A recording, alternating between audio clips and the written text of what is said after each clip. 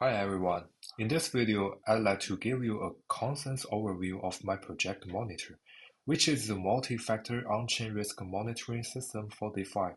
The core idea is straightforward. Instead of only looking at prices, it continuously watches the Uniswap V2, USDC, and WETH pool on Ethereum mainnet, ETH Wave wallets, and centralized exchange hot wallets and compresses all of that behavior into a single risk level from 0 to 3. The risk level is exposed both off-chain via an API and on-chain via a smart contract, so the human can use it as a risk traffic light and other protocols or bots can use it as a standardized risk signal. So let me start from the user experiences. For a regular DeFi user, the flow is very simple. They open the dashboard, pick the market Uniswap V2, and immediately see the current risk level from 0 to 3, with clear color coding and a short explanation where 0 means normal, 1 means caution, 2 means worry, and 3 means high risk.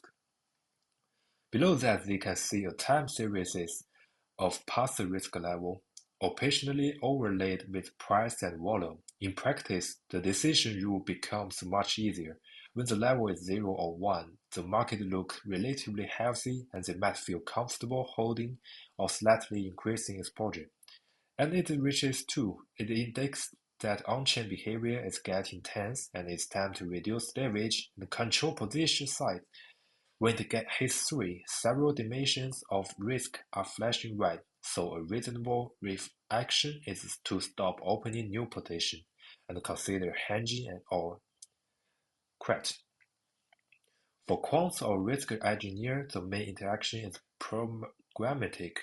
Their strategy or risk service practically calls a simple API endpoint to fetch the latest risk level and time step, and treats that as an additional risk factor inside the trading logic. For example, if risk level is greater than or equal to 2, the system automatically reduces the maximum allowed leverage or blocks new entries.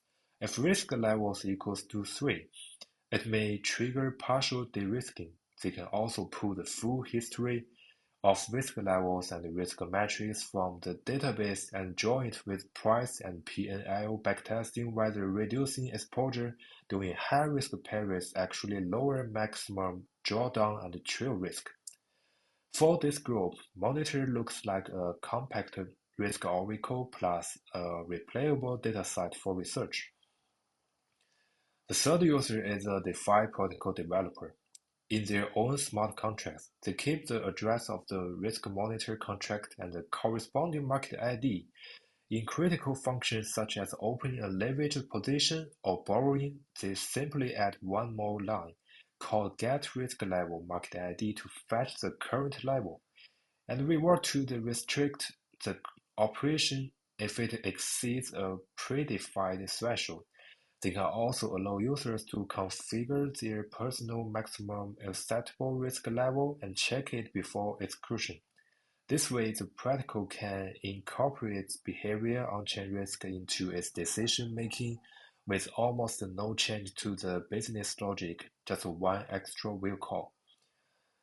And on the technical side, the system follows a three-layer architecture. At the top is the off-chain monitoring engine written in Python. It uses Web3 Python file and the Etherscan API to connect the Ethereum mainnet, regularly pulling swap events and reverses from the Uniswap pool and scanning transfer logs for selected whales and centralized hot wallets. Every roughly 60 seconds, it runs a monitoring round, looking back over about 2,000 blocks and computing within that window. The trading volume and trade count on the decentralized exchange while net ceiling, centralized exchange net inflows, and current pool liquidity.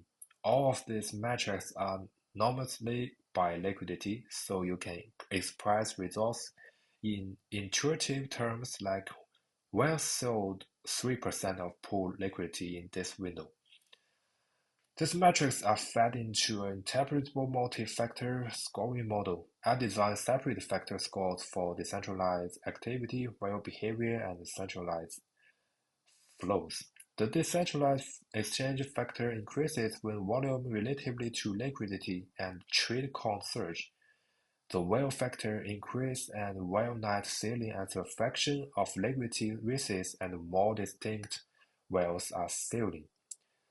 The centralized exchange factor increases when net inflows into exchange and hot wallets become large relative to the pool. Each factor is mapped to a score with a simple rule-based threshold. The scores are summed into a total risk score and mapped into a discrete risk level from 0 to 3. The benefit is that every level can be decomposed into contributions from each factor and is plain in plain language. All original factor values are final levels are stored in the local SQLite database. In table for trees, risk metrics and risk levels, so the full risk timeline is replayable and can be used directly for visualization and backtesting. On the on-chain side, there is a Risk Monitor smart contract deployed on the Sepolia testnet.